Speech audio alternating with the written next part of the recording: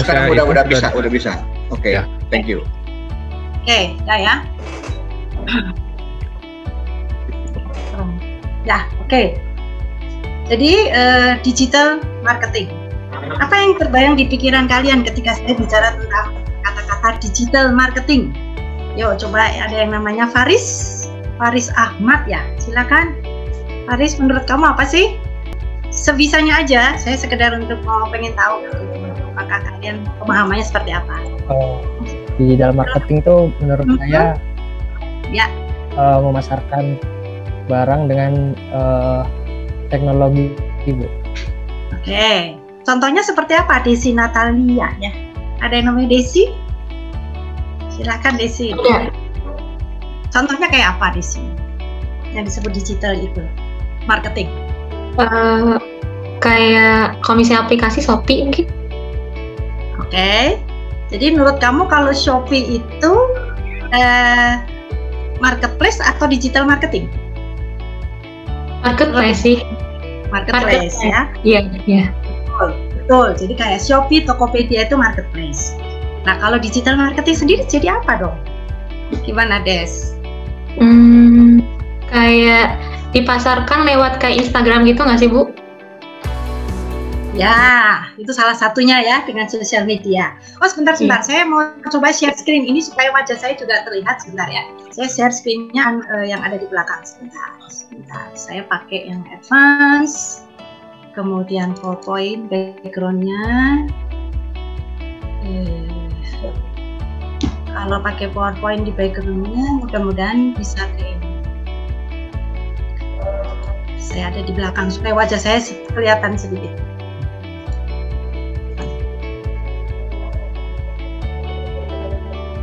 Oke, ya. Jadi saya terlihat ya. Ini ada di background saya. Nah, oke. Jadi digital marketing itu sebetulnya cara kita memarketkan marketing dengan cara digital seperti itu ya. Shopee kayak Tokopedia itu marketplace ya, itu tempat orang-orang berjualannya. Tapi kalau digital itu caranya ya. Oke, slide berikutnya. Nah, dunia kita sekarang udah dunia digital ya. Nah, itu menyebabkan orang juga harus merubah model bisnisnya. Ya, model bisnis yang dulunya punya toko, sekarang berubah semuanya jadi online. Apalagi dengan COVID ya, dengan adanya COVID itu membuat para pembisnis juga merubah model bisnisnya. Ya, tadinya cuma toko, sekarang sudah toko online. Ya, walaupun mungkin masih di marketplace, belum punya website sendiri, gitu ya. Dan orang mulai berpikir, kalau saya tidak perlu tenaga karyawan banyak-banyak di kantor saya, ngapain ya? Sekarang dikerjakan di rumah, karyawan saya juga bisa tuh, gitu ya. Nggak usah perlu 10 karyawan, dengan 5 karyawan jalan tuh. Nah, gitu ya. Jadi perubahan-perubahan ini, perubahan dunia digital dan COVID menyebabkan orang berpikir untuk merubah model bisnisnya. Oke. Nah, perubahan model bisnis ini tentu saja juga terjadi karena realita seperti ini kan. Kalau beli makanan sekarang kita lebih enak GoFood lah, ya. Langsung diantar sampai di rumah, tidak perlu antre ya. Atau kalaupun kalian mau pesan untuk penginapan ya, hotel itu mahal ya, ini sampai 1.470.000. Ini sebelum COVID sih memang ya. Tapi kalau kita memakai aplikasi yang namanya Airbnb, seperti ada perumahan, ada villa gitu ya, sama ini posisinya, juga sama-sama di Seminyak, Bali. Harganya cuma 650 ya, beda setengahnya kurang ya. Jadi orang sekarang lebih tertarik juga memesan tidak di hotel tapi di Airbnb. Tentu saja berbeda ya, kalau pada masa COVID hotel memang akan harganya di Bali akan turun gratis sekali gitu ya, karena orang enggan untuk bepergian. Zaman sekarang orang sudah menggunakan aplikasi, baik untuk memesan hotel, untuk beli makanan, untuk membeli keperluan sehari-hari, membeli pakaian gitu ya. Jadi konsumen kita tuh sekarang semuanya ada di online. Otomatis keadaan seperti itu membuat kita harus berpikir, nah kalau begitu cara market saya juga harus dengan online dong ya, karena konsumen saya sebagian besar sekarang sudah menggunakan online. adanya perubahan digital bisnis itu menyebabkan marketing pun harus berubah menjadi digital. Ya, ini di sini ada kata-kata. Ini adalah satu elemen atau skill yang dibutuhkan untuk sebuah bisnis itu sukses. Jadi orang mulai berpikir bahwa saya harus mengubah juga konsep marketing saya menjadi serba digital. Karena sebagian besar konsumen saya adalah konsumen yang digital. Ya. Terutama dalam keadaan COVID ini yang memaksa orang juga yang tadinya tidak bisa, atau ibu-ibu yang tadinya gaptek nggak bisa pesan online, sekarang jadi canggih. Ya. Jadi apa-apa pesan online, ya, karena melihat betapa lebih efektifnya, ya, juga menjaga keamanan kesehatan, gitu ya, dan banyak hal lain yang mereka bisa dapatkan. Contohnya kalau kalian buka aplikasi Tokopedia misalnya, di situ itu barang yang sama bisa dijual dengan harga yang bervariasi kan, ya, kita bisa pilih harga yang mungkin paling murah, gitu ya, atau harga yang memang jaraknya yang ada di Bandung saya nggak mau pakai ongkir, gratis ongkir pun banyak, gitu ya. Bahkan dengan pesan makanan dari Gojek, diskonnya tuh juga banyak, lebih murah daripada kita datang ke tempat katanya, ya. Jadi dengan keuntungan-keuntungan itu menyebabkan konsumen berubah, orang bisnis berubah menjadi digital, dan cara marketing pun berubah menjadi marketing, gitu ya alurnya. Oke, selanjutnya. Nah, digital marketing itu ada beberapa istilah yang sering dikatakan sama. Ada web marketing, online marketing, internet marketing. Tapi apakah sama? Nah, coba bagaimana pendapat kalian? Saya pengen tahu nih, ada yang namanya Grace ya. Halo Grace. Halo. Ya Grace. Nah, coba menurut kamu digital marketing itu sama nggak sih dengan web marketing, online marketing, internet marketing? Atau sama yang mana dari tiga hal ini? Sebutin aja, salah nggak apa-apa kok. Ayo Mungkin Grace, digital lebih umumnya, kalau web itu khusus di web gitu. Ya, kalau online gimana? Jadi Kalau pakai sepertinya online mirip. marketing, Kan digital kan online. sepertinya ya, digital juga online. Oke, kalau internet marketing sama juga gitu ya, menurut kalian gitu ya? Gimana Chris? Suaranya terputus? Kayaknya sama kayak internet. Menurut Chris sama ya? Oke. Nah, realitanya kalau kita bicara digital marketing itu besar. Di dalam digital marketing itu ada web. Kalau kalian mengambil mata kuliah digital marketing, di dalamnya kalian akan dipelajari cara membuat web. Ya, dan di dalamnya juga kita akan berbicara tentang pembuatan nama dari web tersebut, ya, domainnya, gitu ya. Dan di dalam digital marketing itu ya ada internetnya pasti, ya, ada marketing atau advertising campaign yang ada di dalam internet, ya. Semuanya juga serba online, gitu ya. Jadi kalau kita lihat, memang istilah-istilah ini mirip, ya. Hanya kalau kita bisa mau bedakan, yang disebut digital marketing itu adalah besarannya gede.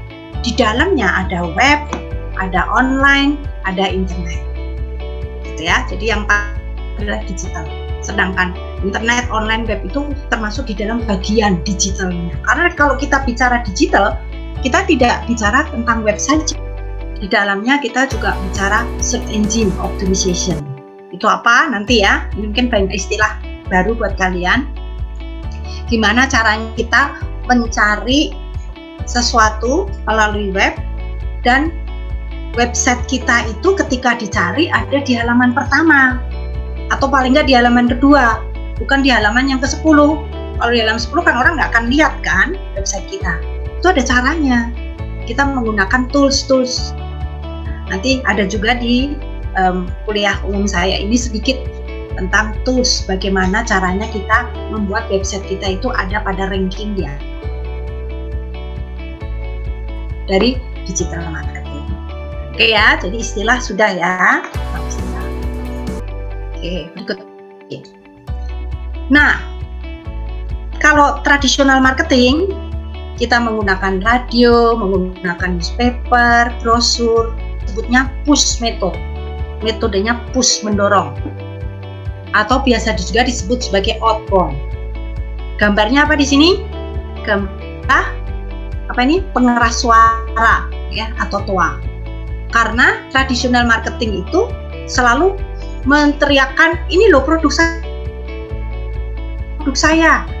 saya itu istimewa, banyak kelebihannya, harganya murah ya. Jadi seperti toa, seperti pengeras suara yang menceritakan kelebihan produk kita. Itu tradisional marketing ya, dengan melalui TV, melalui radio, mau online gitu. Kalau digital marketing beda. Kira-kira gambarnya apa ya yang bisa menggambarkan digital marketing? Ada yang tahu nggak? Kalau ini gambarnya suara pengeras. Kalau digital marketing, adakah yang tahu kira-kira digambarkan model gambar seperti apa ya? Ada yang namanya Ari. Halo Ari. Kalau tradisional marketing kita gambarkan dengan pengeras suara ya, karena dia menteriakkan, ini produk saya yang utama, produk saya yang paling murah. Kalau digital marketing kira-kira gambarnya apa ya Ari? Menurut Ari, salah nggak Pak? Terbayang nggak Ari? Bingung ya? Ya, oke, nggak apa-apa. Ya, mungkin belum biasa gitu ya. Nah, ya ada yang mau ngomong? Siapa selain Ari? Silakan. Video Bu. Video, oke, bagus. Siapa tadi yang ngomong? Saya nggak kelihatan satu-satu nih, karena saya di translate. Sebutin namanya ya. Saya Matthew, saya Willy misalnya. Saya Bu, Franciscus Naibaho. Oke, bagus, Franciscus. Video apa lagi gambarnya? Ayo, ada yang namanya Nathanael David. Ya, Nathanael David. Selain video apa? Pasti kalian yang membayangkan gambar-gambar sosial media ya. Jadi kayak posting-posting gitu. Kayak posting-postingan. Oke, boleh. Siapa tadi yang bicara? Nathanael, bagus. Nathanael David ya. Oke, ada Nathanael David, ada Nicholas, ada Nicholas juga nih, Nicholas Hanafi. Iya Bu. Ya, menurut kamu gambarnya apa ya yang cocok untuk digital marketing? Kalau tradisional, gambarnya pengeras suara karena dia menyuarakan. Tak kebayang? Oke, nggak apa-apa. Kebayang Bu. Oke, kita lanjut ya. Gambarnya tuh magnet, bukan gambar seperti sosial media begitu. Kenapa magnet? Karena digital marketing itu disebut sebagai pull, menarik orang untuk datang. Jadi contohnya gini, orang mau masuk ke website kami itu karena dia mencari sesuatu kan, ya misalnya saya butuh sepatu, saya pengen lihat-lihat, tapi saya nggak lihat di marketplace, tapi saya kepengen lihat langsung dari websitenya Nike misalnya. Nah, kan saya buka tuh ya, Nike shoes. Nah, saya mulai browsing, mencari. Jadi kalau website kamu itu bagus, orang akan tertarik untuk datang, gitu kan? Jadi seperti magnet, kamu nggak perlu keluar-keluar produk kamu tuh, tapi orang akan melihat, ya. Makanya penting dari digital marketing itu membuat website kita itu menarik, membuat website kita bisa dikunjungi orang, gitu ya, atau orang senang di website kita. Bukan hanya lihat-lihat, tapi melakukan suatu tindakan di website kita. Ya, yang dianggap melakukan tindakan itu bukan hanya membeli, tapi mau jadi member, mau juga subscribe, gitu ya, mau mungkin menerima newsletter kita, gitu. Nah, untuk bisa mengumpulkan orang atau mau menarik, biasanya orang kan nggak mau datang begitu aja kan, apalagi kalau produk kita baru. Kita mesti memberi dia iming-iming, hadiah-hadiah. Contohnya, kalau kamu masuk ke website saya, pembelian pertama, diskon 50%. Akan diberikan voucher setengah dari harga produk untuk pembelian berikutnya, misalnya begitu. Atau customer get customer.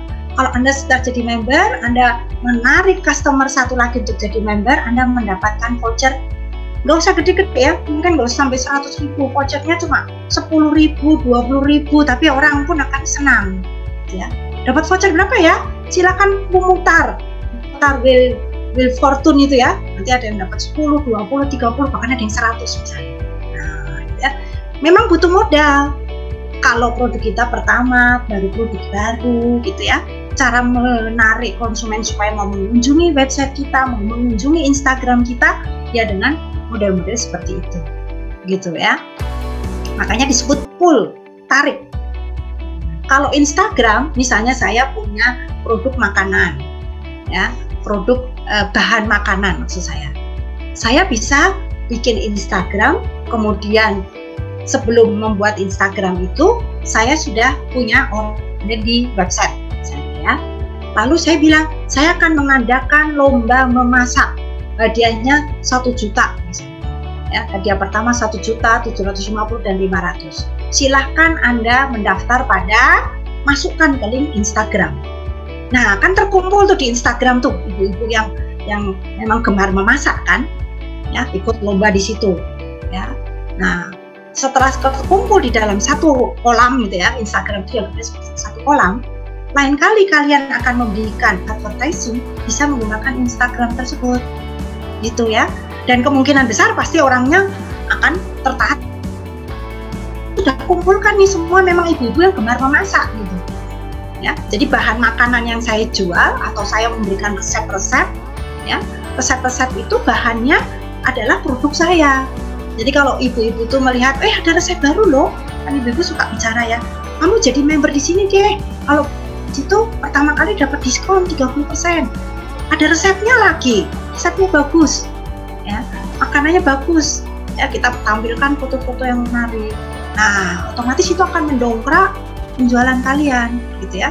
Kita berikan advertising pada tempat yang sudah terkumpul di Instagram. Makanya itu adalah teknik bagaimana kalian itu menarik konsumen kalian. Konsumen itu datang sendiri. Dan yang datang itu juga sudah terseleksi kan, begitu ya. Kalau kita tadi saya katakan kayak adakan lomba masak, berarti yang terkumpul di situ memang ibu yang gemar masak, yang kemungkinan akan memakai resep saya di produk bahan makanan saya, gitu, ngerti ya? Nah seperti itu digital marketing itu. Dan keuntungannya kita pakai digital marketing, kalau kalian nanti pakai website, kalian bisa mengukur berapa banyak pengunjung yang datang dari Bandung misalnya, atau dari luar kota, dari Jakarta. Kita bisa lihat usianya berapa aja ya. Jadi ada yang disebut analitik, web analitik. Kita bisa menganalisa konsumen kita.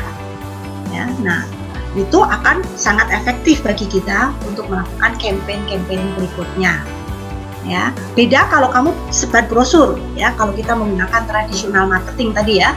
Kalau tradisional marketing, kamu katakan membagi brosur lewat koran ke rumah-rumah tentang bahan makanan, yang terima mungkin opa-opa, brosurnya masuk tong sampah, gitu kan? Karena nggak cocok, gitu kan? Ya, jadi kita buang percuma, gitu kan? Brosur kan juga mahal ya, misalnya harus 500.000. Tapi kalau kalian memberikan iklannya pada tempat-tempat yang konsumen tadi sudah terkumpul, konsumen yang ada di website, konsumen yang datanya kita ambil masuk ke Instagram, kita berikan email, advertising, kita berikan advertising yang lain, itu sudah target konsumen kalian tuh udah di situ, gitu. Ya, jadi itu sangat-sangat efektif. Ya, oke. Nah, berikutnya ya. Nah, bedanya dengan tradisional marketing, kita tuh pakai tools, pakai alat, ya, menggunakan website, kemudian bisa dipasang plugin itu tools alatnya ya, plugin yang namanya search engine optimization, ya, lalu ada juga yang web analytics, ya, banyak sekali plugin yang bisa kita tempelkan, kemudian kita bisa lihat hasilnya, ya, bahkan cara penulisan kalian di search engine, ya, kalau kita misalnya saya mencari sepatu gitu ya, sepatu wanita, kalian masuk dalam satu website. Nah, kata-kata yang tertulis atau deskripsi dari sepatu saya itu kalau saya memasangkan plugin SEO, Search Engine Optimization, dia akan mengkritik. Oh, kamu deskripsinya kurang panjang. Ya. Oh, deskripsi kamu masih unreadable, susah, nggak bisa dibaca. Nah, jadi kita ketik buat deskripsi yang memang cocok, sesuai, lalu ada keywordnya. Ada keyword gitu ya. Misalkan kalian punya produk sepatu wanita, jangan bikin keyword cuma sepatu. Nanti masuknya bisa sepatu anak, sepatu pria gitu ya. Bikin keyword yang memang spesifik gitu ya. Kalau sepatu wanita itu memang udah masuk ke tempat kita. Ya, keyword itu kata-kata kunci yang kita pasangkan pada deskripsi produk, kita pasangkan juga pada artikel di website kita gitu ya. Sehingga ketika orang mencari, nanti orang masuk ke website kita. Karena orang kalau mencari sesuatu kan masih ngetik kata kunci kan, ya. Saya mau cari pakaian wanita, ya, atau pria mau pakai jeans, jeansnya apa? Banyak sekali kan, bisa jaket jeans, celana jeans, nah itu harus dispesifikasikan lebih detail, ya. Oke, jadi traditional marketing menggunakan tools-tools yang tadi, ya, kemudian kita akan menjadi digital marketing. Bahkan ada tools yang bisa menspesifikasikan keyword. Ya, kalian sudah punya artikel, sudah punya website, kalian pakai tools itu, dia nanti bisa mendeskripsikan, oh kamu sebaiknya pakai keywordnya tuh ini. Ya, ada yang gratis, ada yang bayar memang. Ya. Nah, kalau memang kita lagi latihan di kelas digital marketing, kita pakai yang gratisan dulu. Yang gratisan cukup banyak, ya, tapi memang tidak maksimum karena kita tidak bisa melihat fitur-fitur yang lebih advance, gitu ya. Tapi paling nggak tahu caranya. Oke. Lebih lanjut ya. Nah, di dalam digital marketing itu memang pertama kita harus ada website. Itu modal utama, ya, dan tools-toolsnya. Lalu bisa pakai sosial media, IG, Facebook, ada email dan lain sebagainya, ya. Nah, kita mau bicara dulu tentang website, ya. Nah, pembuatan website. Ada yang sudah pernah bikin website? Mungkin sudah ada loh ya. Franco pernah? Franco Immanuel. Pernah Bu, cuman udah lama nggak pernah buat lagi. Oke, kamu buatnya pakai apa, Franco? Waktu itu sama teman sih buat. Terus? Pakai. WordPress bukan? Ya, jadi banyak ya. Ada anak-anak juga yang memang SMA pernah nyoba bikin gitu ya. Nah, kalau di kelas digital marketing kita akan praktikum buat beneran pakai WordPress. Ya.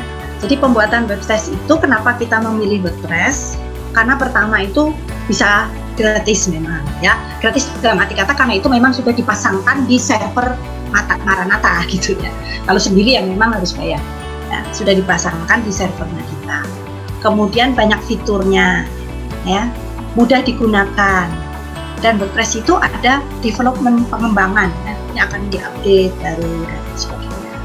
Ya. Jadi kita buatnya dengan WordPress. Nah, di dalam WordPress itu tentu saja kalian perlu nama toh. Kalau kalian punya website itu seperti toko online kalian gitu, ya pasti harus ada brandingnya kan. Untuk bisa memiliki nama di dalam sebuah website online, kita butuh yang namanya itu domain. Ya, jadi domain itu nama unik untuk mengidentifikasi bahwa nama website saya itu ini. Gitu ya. Memang kalau untuk nama domain ini mencarinya tidak mudah karena banyak nama-nama yang sudah populer, ya, itu sudah dipakai. Bahkan diperjualbelikan, harganya cukup mahal nih, ya. Kalau kita buka misalnya godaddy.com itu harganya mahal, ya. Apalagi yang berakhiran dengan com. Com ini memang untuk komersial ya, jadi untuk yang menggunakan transaksi, ya. Kalau yang nanti edu itu untuk education, ya. Nah, Godaddy, coba yuk kita coba buka itu Godaddy di sana ya, saya buka. Bentar, saya mesti keluar dulu. Bentar dulu.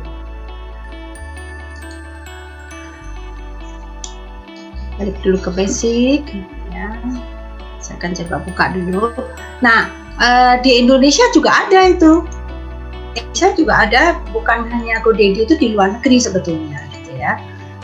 Nah, tapi kita bisa pakai yang di Indonesia juga. Nah, itu berbayar memang gitu ya. Untuk cari nama domainnya apa, itu tuh ada harganya gitu ya.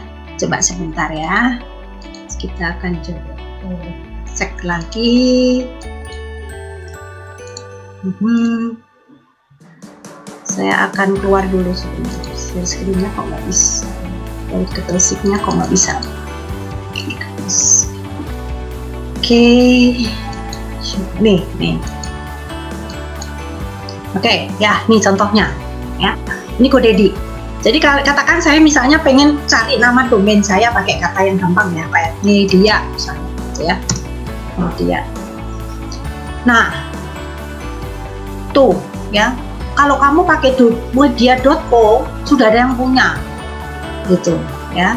Nah, terus cari apa dong? Media Now.co harganya sampai 2 juta, mahal banget. Med.press harganya sampai 29 juta karena ini luar negeri ya. Mediashop.co, nah, ini yang akhirannya co semua gitu ya. Harganya ada, ya. Harganya mahal-mahal ini, kalian bisa beli gitu nama website tersebut, gitu.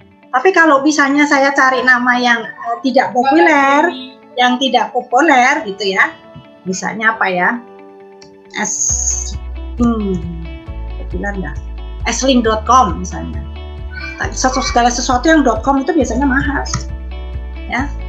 Kalau pakai .com, Slink agak jarang berarti, ya. Harganya ada yang cuma 17.000, Exchange, tapi XYZ, Slink Shop, harganya 46.000 untuk tahun pertama, gitu ya. Nah, kalau nama itu memang sudah dipakai orang, kita memang harus cari nama dulu gitu ya, cari nama domainnya. Nah, akan lebih mudah bagi kalian kalau kalian memang misalnya daftar ke misalnya Niaga Hoster gitu ya, itu kalian sudah langsung dapat nama domain dan hostingnya ya, seperti itu ya.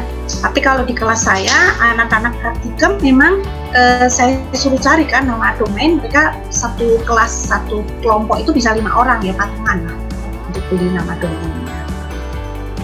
Oke ya, oke, kita kembali lagi ke slide-nya.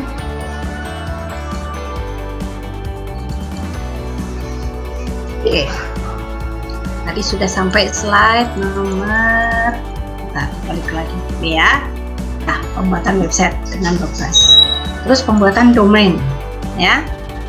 Domain itu nama dari website kalian. Oke, selanjutnya nih pembelian domain tadi sudah ya. GoDaddy yang tadi kita lihat itu punya luar negeri ya, mesti luar negeri. Tapi memang sudah situsnya. Sekarang kita bicara tentang hosting. Apa itu hosting? Hosting itu penyewaan tempat. Jadi website kalian itu kan harus bisa diakses 24 jam oleh konsumen. Jadi kita perlu menitipkan gitu ya, menitipkan penyewaan tempat atau kita menitipkan servernya gitu ya, menitipkan website kita gitu ya, ada yang namanya hosting. Ya. Hosting itu nyewa, kita mesti bayar. Ya. Tapi bayarannya ada yang sangat murah kok, nggak terlalu mahal gitu ya. Ada yang cuma puluhan ribu juga ya. Ada yang 1 tahun 100 berapa gitu ya. Nah, tergantung jenis server dan kapasitasnya. Ada beberapa pilihan-pilihan, gitu ya. Tapi memang kita harus menempatkan website kita pada tempat-tempat yang sekarang banyak sih, ya, Niaga Hoster atau yang bentuk-bentuk lain itu sudah hosting plus domain, sudah jadi satu. Gitu ya. Kita tinggal nanti bayar, ya. Domainnya sih namanya kita pilih, tapi kita bisa sekaligus pada satu tempat, banyak sekali. Ya. Itu yang harus kita miliki. Ada hosting, ada domainnya.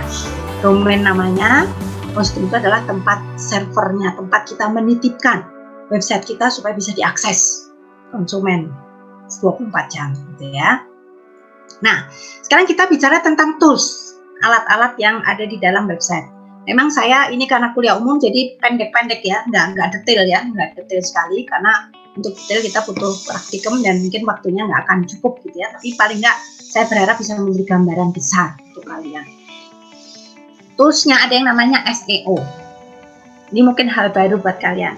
SEO itu singkatan dari Search Engine Optimization. Ya, Search Engine Optimization. Bagaimana kita mengoptimisasi website kita, ya, supaya ketika ada orang mencari, website kita itu ada pada halaman pertama atau halaman kedua, bukan pada halaman yang terakhir, gitu, ya. Nah, kalau kita memasangkan plugin atau alat SEO itu ada yang gratis juga, ya, di WordPress bisa dipasangkan, itu akan menyebabkan kita akan dikoreksi ketika kita menulis deskripsi barang, gitu ya, atau ketika menulis suatu artikel itu ada dia bisa mengkoreksi sehingga ada kata-kata keyword yang cocok, panjang dari deskripsinya itu cukup misalnya.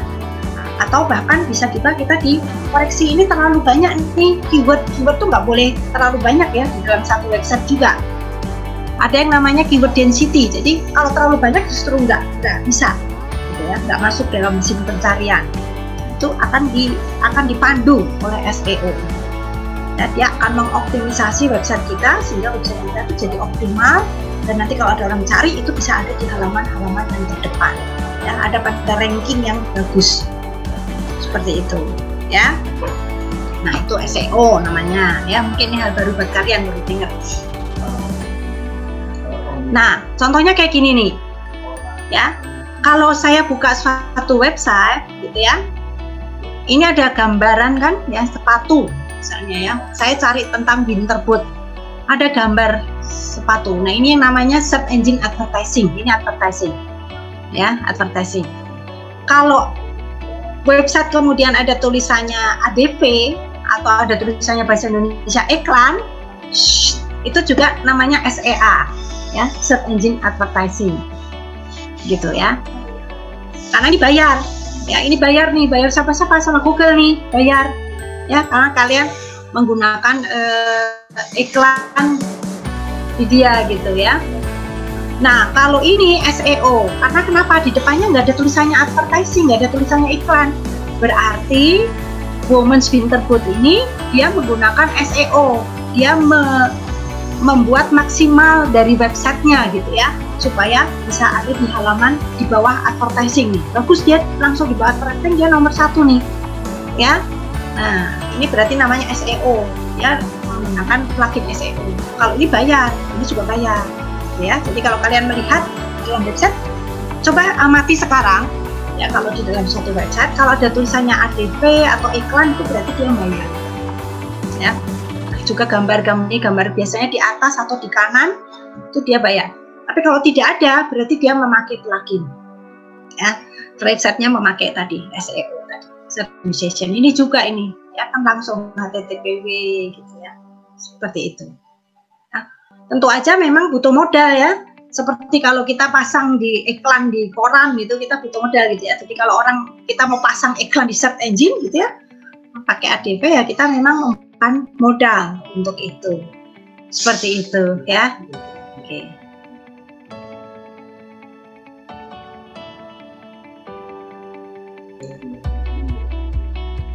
Nah, berikutnya lagi ya.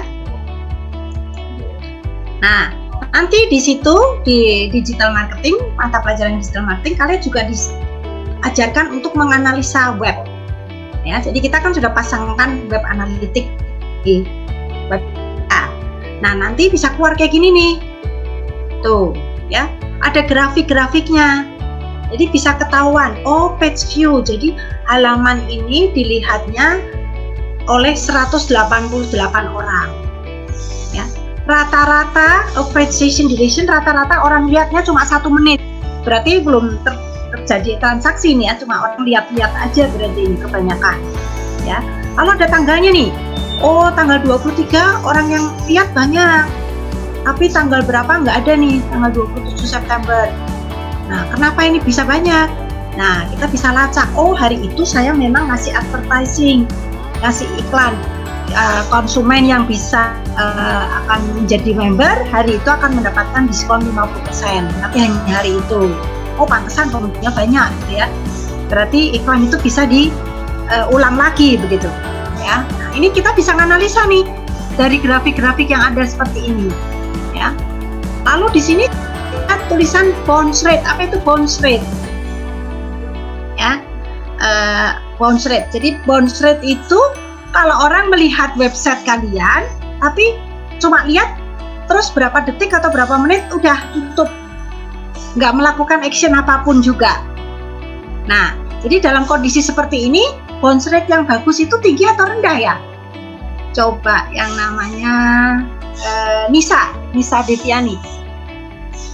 Kira bounce rate yang bagus itu tinggi atau rendah ya, Nisa? Ada nih. Iya Bu. Atau rendah? Ya, saya tanya. Bounce rate yang bagus itu persentasenya tinggi atau rendah ya, Nisa? Nisa. Kayaknya mah rendah. Rendah. Ya, kenapa? Tinggi. Tinggi atau rendah? Tinggi, soalnya bagus. Bagus, oke. Kalau pemahaman bounce rate sendiri gimana, Fatma? Ada yang namanya Fatma?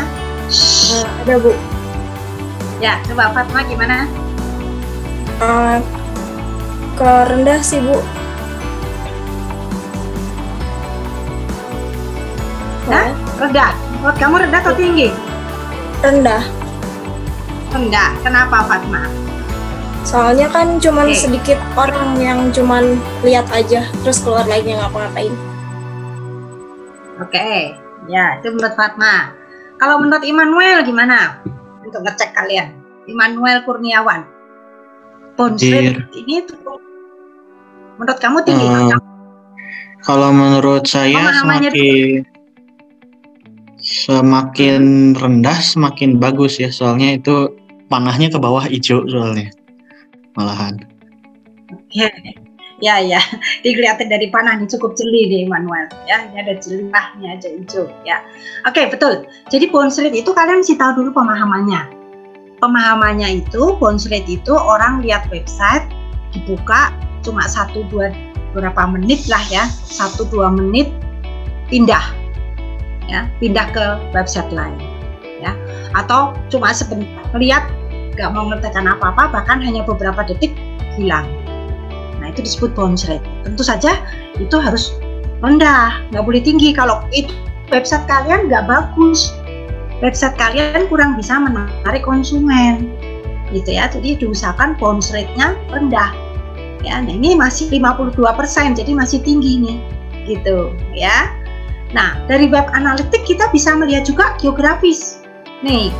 Oh, yang melihat website saya itu banyak orang Indonesia, 52 orang nih dari Indonesia. Tapi ada orang dari United States, ada orang 8 orang nih, 2, Uganda 2 nih nyasar kali ya.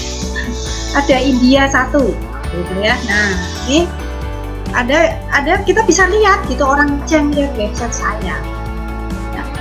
Bahkan saya bisa melihat referralnya. Oh, orang itu melihat karena di-refer dari Facebook misalnya. Oh, ada 1. Yang lainnya tidak ada. Ya. Nah, bahkan saya juga bisa melihat dari device apa yang dipakai orangnya. Ya, ini desktop. Oh, berarti banyak orang yang lihat website saya melalui laptop gitu ya. Lalu new versus returning visitor. Ya. New itu ya, yang warnanya biru tua. Returning visitor yang warnanya biru muda. Kalau biru tua artinya berarti pengunjung baru.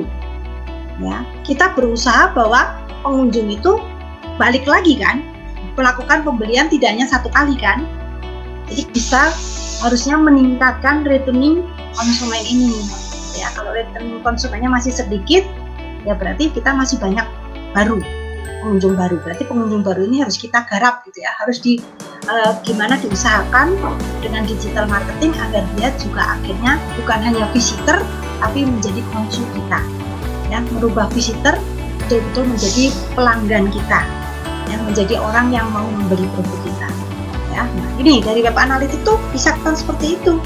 Page view-nya, waktu ngelihatnya, bounce rate-nya, dari negara mana yang dipakai untuk melihat website kita itu pakai device apa, ya, dan banyak lagi. Ini hanya sebagian kecil. Ya, kalau bentuk gratisan ini bisa kelihatan seperti ini. Oke, sampai di sini dulu Bapak Analitik. Ada yang mau tanya? Silakan kalau ada yang mau tanya. Yo. Boleh kalau ada yang mau tanya. Ini masih baru-baru jadi masih malu-malu ya kelihatannya ya. Oke, kalau nggak ada yang mau tanya nggak apa-apa. Kita terus ya, terus dulu ya. Oke. Lanjut. Nah, sekarang kita bicara tentang sosial media. Semua sudah tahu ya, sosial media itu ada Facebook, ya, ada IG, gitu ya. Nah, yang mengejutkan tuh di Indonesia, realitas seperti ini. Ya, di Indonesia Januari 2020, memang sebelum COVID, ya, jumlah yang ada populasi itu sekitar 272, ya, itu Januari.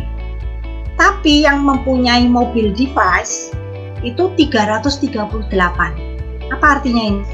Gitu ya. 124% dari populasi. Artinya penduduk Indonesia itu jumlahnya penduduk cuma 270. Tapi nomor yang terdaftar di provider-provider kita 338. Jadi artinya satu orang bisa punya 2 nomor gitu ya. HP-nya sendiri juga satu HP bisa punya 2 nomor kan? Ya, jadi ini menunjukkan bahwa connecting dengan mobile itu di Indonesia sangat tinggi. Jumlah connecting dari mobile phone nomor HP yang terdaftar itu lebih tinggi dari jumlah seluruh POPJ di Indonesia. Bayangkan, ya. Padahal populasi kita yang terpaling banyak kan ada di Pulau Jawa, ya. Otomatis memang berarti yang memiliki nomor double di Pulau Jawa itu pasti lebih tinggi ya, dibandingkan pulau-pulau lain, walaupun tidak tertutup kemungkinan lain seperti itu juga ya. Tapi secara general yang memiliki mobile device itu 124%. Ya. Penggunaan internet pun 64%. Jadi setelah COVID pasti meningkat, ya, bisa-bisa mendekati 100%. Ya, apalagi dengan pemberian pemerintah internet gratis ya untuk guru, untuk gitu ya, untuk itu ada internet kuota gratis yang diberikan, gitu ya. Lalu aktif sosial media 160, jadi 59%. Jadi itu sudah setengah lebih kan. COVID pasti nambah lagi. Jadi ketika kita menggunakan media sosial, pasti yang melihat itu banyak gitu. Ya, sebelum COVID aja sudah 160 juta orang, itu udah setengahnya lebih jumlah seluruh penduduk Indonesia. Dengan ada COVID pasti lebih tinggi. Artinya apa? Artinya ketika kita memasang marketing, kita advertising, kita memasang diskon produk kita pada sosial media, kemungkinan besar akan terlihat oleh sebagian besar dari penduduk yang memang menggunakan mobile phone dengan 2 nomor ya, pas sebagian besar akan terlihat oleh penduduk-penduduk yang ada di Indonesia. Gitu ya, itu artinya data-data ini. Ya. Jadi data ini cukup mengejutkan. Ternyata orang Indonesia sangat aktif. Ya. Bahkan di dalam Facebook pun penduduk Indonesia termasuk yang aktif. Ya. Kalau nggak salah nomor 3 paling aktif. Ya. Jadi luar biasa penggunaan ini. Dengan ada COVID itu mendadak berubah ya semuanya ya, orang menjadi aktif menggunakan mobile untuk segala keperluannya, dan itu berarti digital marketing adalah emas, harus kalian lakukan untuk memajukan bisnis kalian ya. Tidak bisa menggunakan cara tradisional saja. Tidak berarti cara tradisional itu tidak dipakai ya, dipakai, tapi tetap kita harus menggunakan digital marketing. Oke, itu arti dari slide ini ya. Nah, kembali kita bicara tentang sosial media kan, ya. Jadi ada 160 tentang sosial media yang menggunakan di Indonesia, 160 juta orang. Nah, sosial media sendiri sebetulnya prinsipnya itu connection, ya, connect perspectively, bukan look at me perspectively.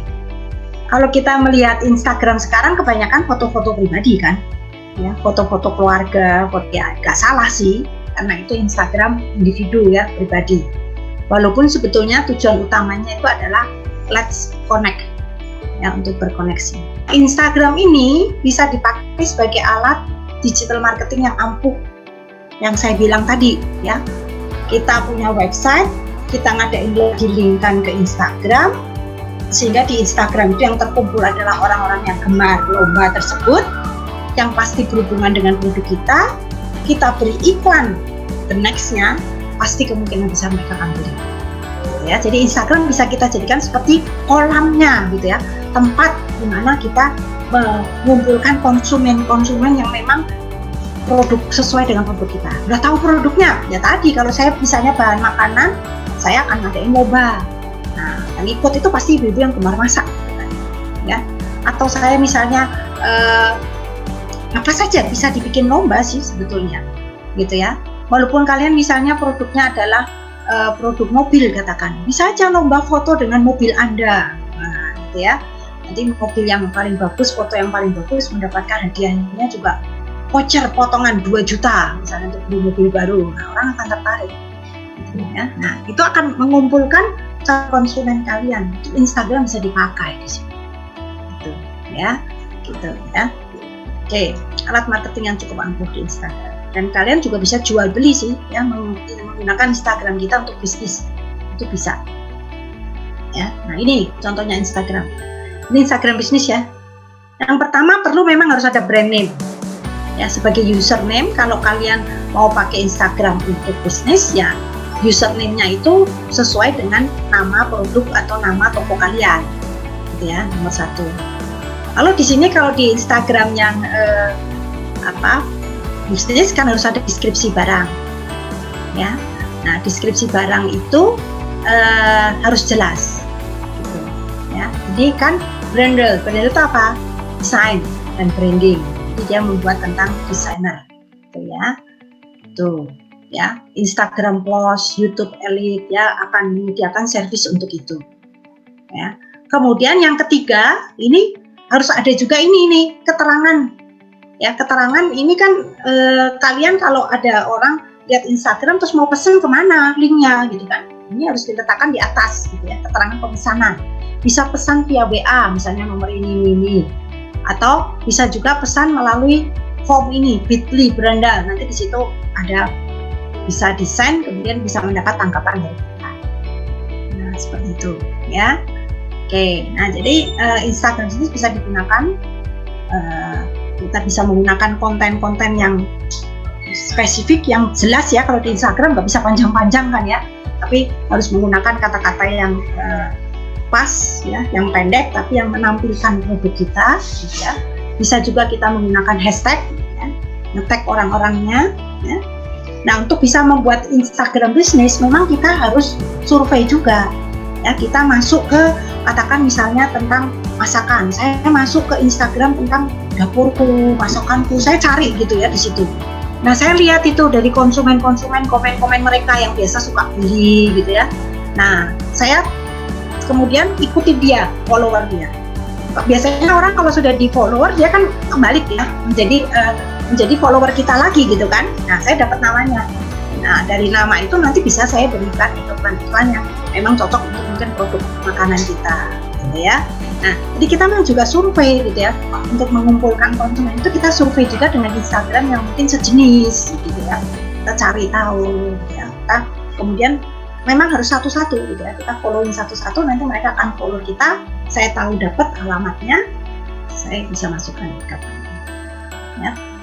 Nah, ini tentu saja tidak bisa praktekkan di sini karena memang waktunya nggak pendek, tapi paling nggak kurang lebih seperti itu penggunaan sosial media Instagram.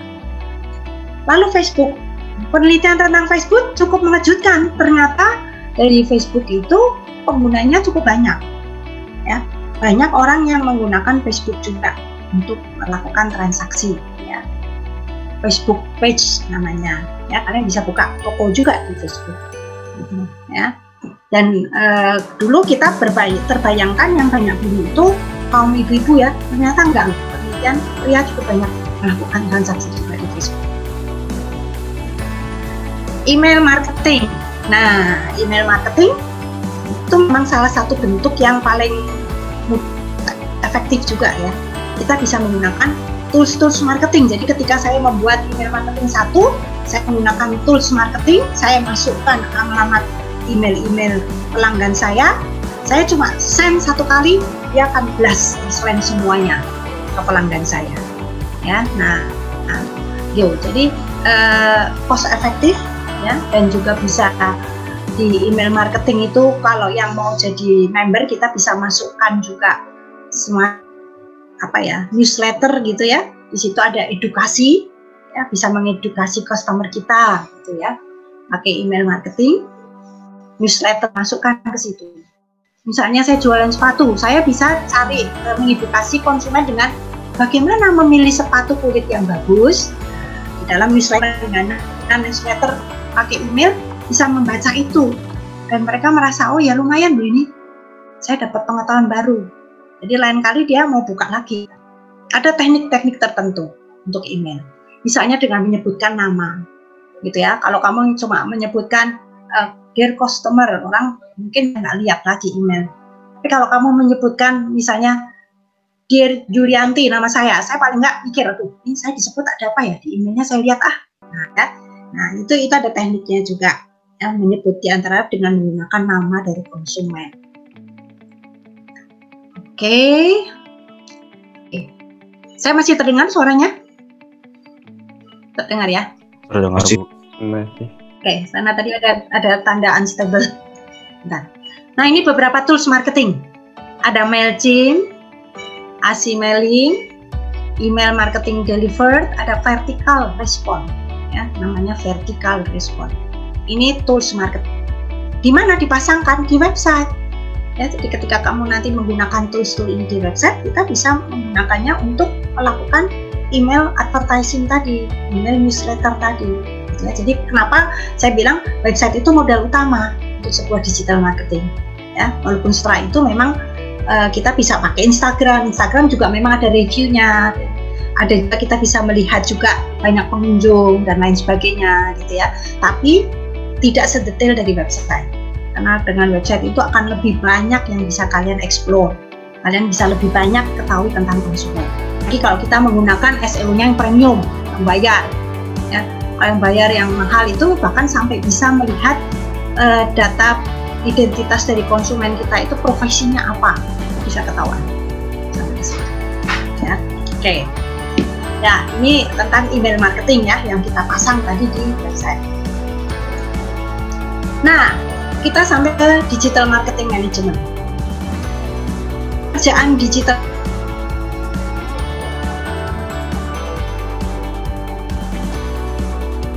marketing itu sekarang gunakan digital tools ya, itu dicari orang. Ya, pekerjaannya apa sih? Pekerjaannya tuh nggak ringan loh ya, karena mereka harus menyusun schedule ya. Contohnya hari saya akan menyusun Instagram, yang di Instagram apa highlightnya tentang promosi diskon 50%, juga dilakukan di Facebook. Terus besok pagi akan membuat apa? Saya akan membuat konten marketing di dalam website. Kontennya berisi apa? Karena saya produk sepatu, saya akan memberi edukasi, ya, edukasi tentang sepatu boot misalnya. Nah, lalu besoknya lagi saya mau buat apa? Saya mau membuat edukasi lagi di Instagram, ya, tentang apa? Tentang pada musim dingin ini sebaiknya bagaimana perawatan sepatu pada musim hujan. Itu ada jadwal semua begitu ya, dan memang setiap hari nggak harus setiap hari di Instagram terus gitu, enggak ya, itu terlalu overload juga ya. Jadi ada jadwal setiap 2 hari sekali misalnya Instagram, setiap hari ke Facebook, dan bukan hanya jadwal untuk memposting, tapi jadwal juga untuk, ini kan ada media schedule ya, jadwal untuk menganalisa ya, kalau sudah diberi campaign seperti ini, kira-kira berapa orang ya yang membeli produk saya. Diskon 50% itu ternyata cuma bisa menarik orang membeli 2 orang, berarti kurang menarik ya. Gimana ya cara yang menarik ya? Nah, mungkin dengan ada salah satu contoh ya, itu perusahaannya begini, kalau kamu jadi member dari saya akan kirimkan gratis produk saya ya. produknya adalah produk untuk ini kosmetik. Ya. Saya akan memberikan produk gratis, ya, entah itu berupa lipstick tapi kecil, kemudian berupa powder, gitu ya, contoh iming-iming, ya, gratis. Ya. Nah, konsumen mau dong, ya. Nanti setelah itu di dalamnya masih dikasih diskon. Untuk pembelian berikutnya diskon 20%. Nah, ya. Jadi orang itu akan berlanjut gitu ya. Ya. Dia menyebutnya packing gift untuk member. Ya. Dikirimkan ke alamatnya. Loh, kenapa kok sampai mau kayak gitu? Ya karena kalau bisa ngirim packing itu kan berarti pertama kamu pasti paling nggak dapat alamat rumahnya. Suruh masukkan juga email address-nya, gitu ya. Mungkin juga memasukkan nomor teleponnya. Nah, jadi WA-nya bisa kalian pakai juga nanti untuk advertising. Mungkin memasukkan IG-nya juga. Ya. Nah, data-data konsumen atau database konsumen ini penting. Ini yang nanti akan diolah oleh digital marketing management. Ya, yang akan diolah, kemudian di cluster, disendiri-sendirikan. Oh, konsumen saya itu yang ini kaum muda ada sekian, yang wanita sekian, usianya kurang lebih sekian. Kalau kita minta tanggal lahir kan otomatis kita bisa tahu sih. Nggak apa-apa, kita untuk tahap awal memang perlu database dari konsumen kita. Karena dari database itu kita bisa tahu persis kira-kira mereka seperti apa, gitu ya. Nah, lain kali kita bisa memberikan juga advertising pada orang-orang yang memang sudah jadi member, yang diharapkan memang orang-orang yang interest dengan produk kita, gitu. Ya nggak apa-apa, kamu kasih mereka hadiah untuk mereka. Ya, walaupun mereka mungkin ada yang coba-coba ya. Itu tidak tertutup kemungkinan, maksudnya dapat hadiah pertama udah gitu hilang, gitu ya. Itu pasti ada sekian persen, tapi nggak apa-apa, kita anggap itu memang bagian dari biaya marketing. Ya, kita udah kirim produk, dia cuma coba-coba, kayak gini cuma lipstiknya, tapi ternyata dipakai adiknya yang interest, nah nggak tahu juga kan, ya. Produk kita kirimnya kelihatannya nggak berarti buat dia, tapi ternyata adiknya tertarik, adiknya harus jadi member. Nah, itu bisa saja terjadi begitu ya. Karena kita sudah mengeluarkan sesuatu, pasti nanti ada kembalinya juga. Tapi kalau kalian tidak pernah melakukan sesuatu ya usahanya begitu-begitu aja begitu ya, bahkan mungkin turun dan hilang. Ya, jadi kita harus berani melakukan marketing untuk produk-produk, terutama produk yang baru. Ya, karena brand name-nya belum ada, jadi harus diperkenalkan. Ya, ini tugas digital marketing. Nah, ini yang dikatakan Bill Gates. Ya. If your business is not in the internet, then your business will be out of business. Wah, macam banget ya. Jadi kalau bisnis kamu tidak di internet zaman sekarang, maka bisnis kamu itu akan out. Itu yang dikatakan Bill Gates. Ya, apalagi zaman COVID mungkin. Ya, jadi kita harus ngikutin juga kata orang yang pakarnya ini ya. Kalau kamu punya bisnis atau orang tua kamu punya bisnis, kalian di IT, bantulah orang tua kalian ya untuk menggunakan internet bagi bisnisnya. Bikinin website, ya, masukkan digital marketing. Ya, karena Bill Gates sudah meramalkan kalau bisnis kamu tidak di internet, then your business will out. Ya, akan kalah dengan bisnis-bisnis yang lain. Ya, jadi semoga apa yang saya sampaikan itu cukup membuat kalian, untuk merangsang kalian untuk belajar lebih dalam tentang digital marketing, karena itu akan berguna bagi kalian pribadi, bagi orang tua kalian, ataupun bagi sebelumnya ya, untuk nantinya akan bisa kalian terapkan juga kalau kalian punya sebuah bisnis gitu, ya. Mungkin saya sumber yang saya dapatkan dari bentuk CDM dari EC Council. Oke, nah sekarang saya mau coba untuk quiz ya, untuk quiz dengan quizzes. Bentar, saya keluar dulu dari sini.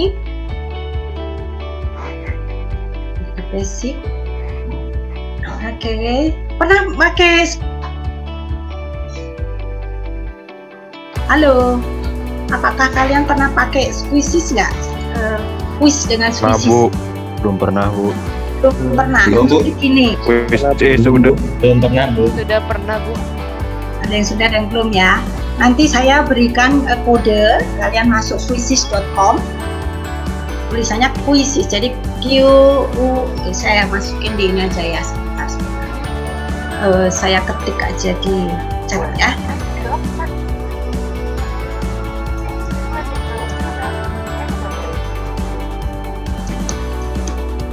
Quizzes pakai ini, quizzes begini. francis.com. Nanti saya ada angka, ada kode ya yang kalian bisa masukkan di dalam kode itu. Ya, kalian namanya join, ikut join. Ya, join quiz. Nah, setelah join nanti kalian tinggal memilih. Gampang-gampang karena cuma 8 pertanyaan dan kalian sekedar memilih. Ya, nanti kita bisa lihat siapa yang betul menjawabnya. Mudah-mudahan ini berjalan ya, sebentar.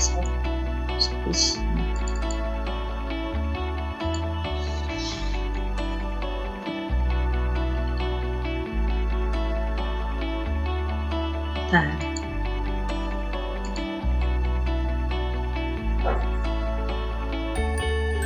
Ini kayak saya sudah buat tapi kenapa masih draft ya? Padahal editnya udah selesai.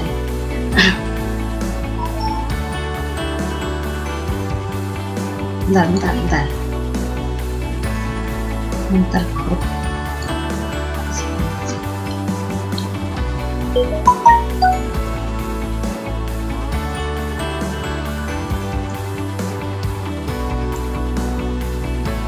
Oh, bentar ini. Sebetulnya harusnya udah bisa ini. Ini kan nggak bisa ya? Ibu login dulu. Loginnya udah belum? Ini udah masuk Pak. Saya udah di login. Udah di sini. Tapi tadi saya coba. Udah ini kok. Saya masih draft terus ya. Padahal saya udah sebetulnya udah save Pak. Nah ini loh. Saya mau masuk ke sini. Berarti langsung enter code ya sebetulnya ya. Oh mulai quiz saja ini. Oke. Quiz saja langsung Bu mulai. Ya mulai quiz ya.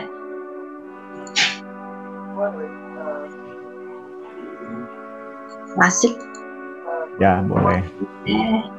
Teman-teman masuk ke ini quizzes.com ya.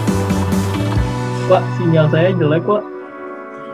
Ya nggak apa-apa yang ikutan aja. Nah ini kalian masuk joinmyquiz.com. Lalu masukkan kode ini. Kita coba dulu, sebisanya. Mau di HP juga bisa tuh. Joinmyquiz.com. Lalu masukkan kode enter 275851.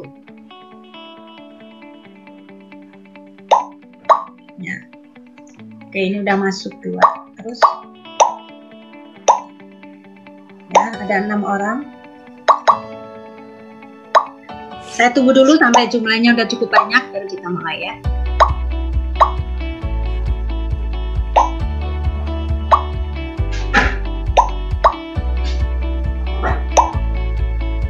Baru 19 orang.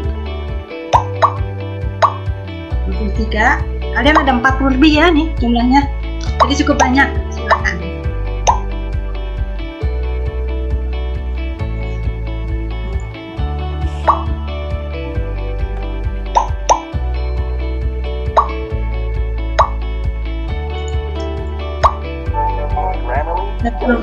Ya, terus yo. Ini baru 35 orang. Nanti kalau saya sudah mulai, nah itu berarti baru silakan. 37, 38 ya.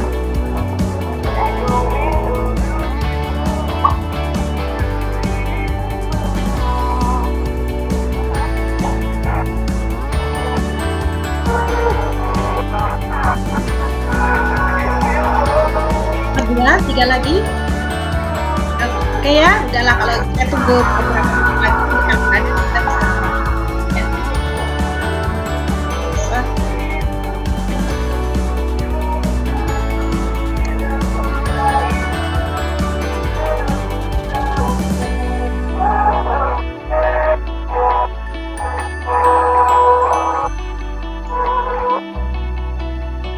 Udah ya, oke ya.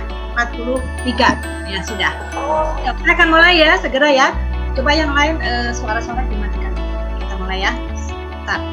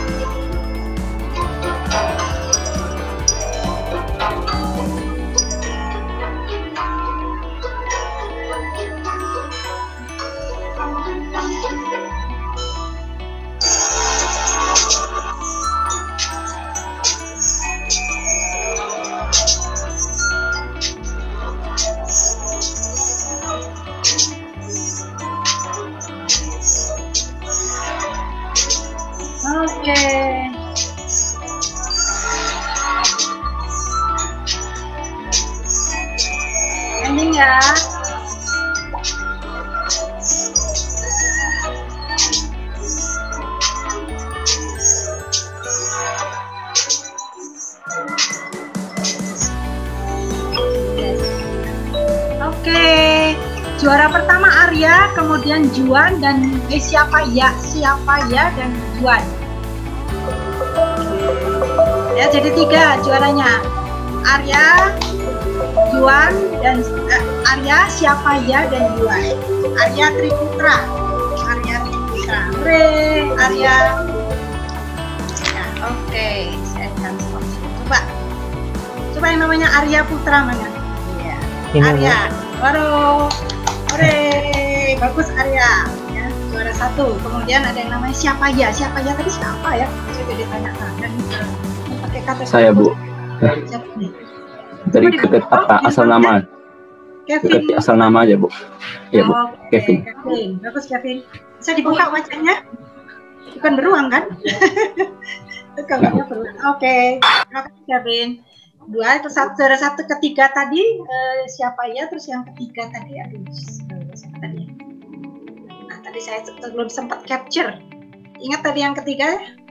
Saya Bu. Ya. Saya. Siapa Phil? Oke. Siapa? Saya. Mana? Juan Bu, Juan. Saya. Yuan Sterling. Oh iya betul, Yuan Sterling. Yuan berasal di mana Yuan? Kenapa? Sekarang ada di Bandung atau di luar kota? Bandung. Di Bandung. Oke, bagus Yuan. Ya, jadi kita udah ambil 3 ya. Oke. Nah, saya rasa cukup kuliah saya hari ini ya. Ini hanya pengetahuan secara cepat aja tentang digital marketing. Masih banyak hal lain yang lebih detail sebetulnya yang bisa dibahas. Ini hanya sekedar trigger aja untuk kalian tahu tentang digital marketing. Saya kembalikan ke Pak Eriko. Terima kasih. Ya, makasih Bu Juli untuk materi tentang digital marketingnya ya. Jadi saya harap ini bisa memberikan pengetahuan awal bagi kalian untuk mempromosikan mengenai website kalian. Nanti suatu saat kan kalau kalian lulus atau mungkin dari sekarang bisa mulai buat sendiri website ya, entah itu untuk promosi tadi usaha orang tua atau usaha kalian nanti, atau promosi diri juga sebenarnya bisa juga ya, jadinya supaya nanti ketika lulus sudah banyak yang kenal kan ya. Nah itu jadi bisa mulai dicoba-coba ya. Kita tutup dalam doa ya, udah jam 1 ya. Oke, kita berdoa. Tuhan, terima kasih Tuhan untuk kesempatan yang Kau berikan pada hari ini Tuhan, untuk penyertaan-Mu selama mata kuliah Cybernetika ini berlangsung. Tuhan tolong sertai Tuhan, supaya apa yang sudah kami dengarkan pada hari ini benar-benar dapat memberikan kami modal awal Tuhan untuk di bidang digital marketing ini, supaya kami juga tahu ke depannya bagaimana kami juga mengoptimasi website yang mungkin nanti akan kami buat, entah untuk usaha, entah untuk diri kami sendiri di depannya nanti ya Tuhan. Sebentar kami juga akan melanjutkan aktivitas kami masing-masing, biar Engkau yang menyertai kami hingga akhir hari ini. Terima kasih Tuhan, hanya dalam nama Tuhan Kristus kami berdoa, kami syukur, amin. Oke. Pak Eriko, sebentar. Ya, gimana Pak? Nah, ini teman-teman, untuk digital marketing itu kan mata kuliahnya ada di sistem informasi ya. Nah, teman-teman kan di informatika. Nah, nanti dengan kurikulum Merdeka kita itu diperbolehkan untuk memilih mata kuliah di luar program studinya. Jadi nanti bisa pilih katakanlah di sistem informasi boleh, pilih di program studi yang lain juga boleh. Itu ada 20 SKS bisa kita ambil.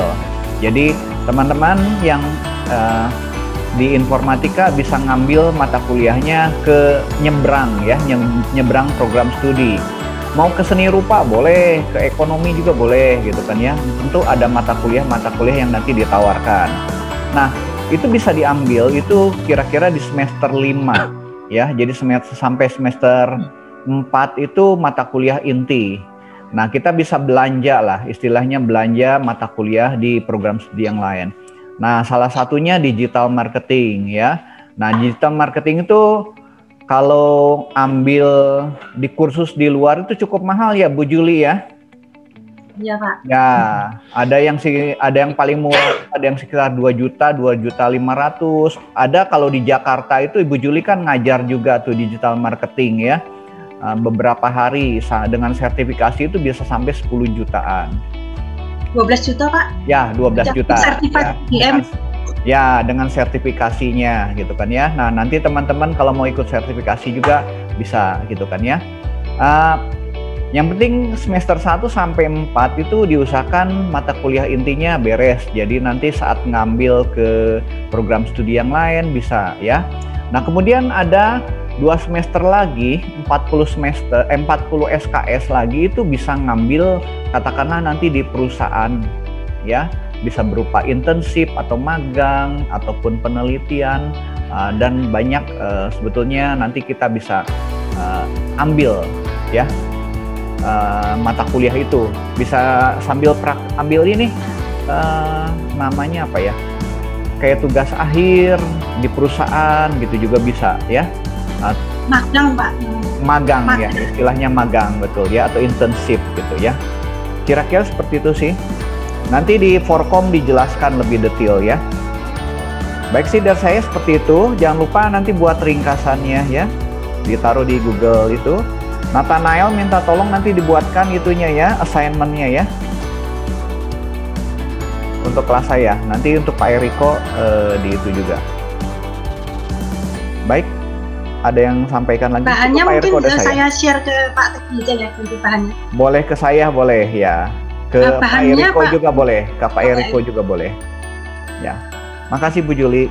Ya. Ya Bu. Ya, sama-sama. Sampai ketemu di saya semester 5 dan 6 ya, di mungkin proses bisnis dan pelajarannya. See you, bye. Ya. Terima kasih Bu Juli. Sama-sama. Makasih Bu. Sama-sama. Ada Paris. Makasih Bu. Makasih Bu. Makasih Bu. Makasih Bu. Ibu. Makasih Bu. Makasih Bu. Ya. Terima kasih banyak Bu.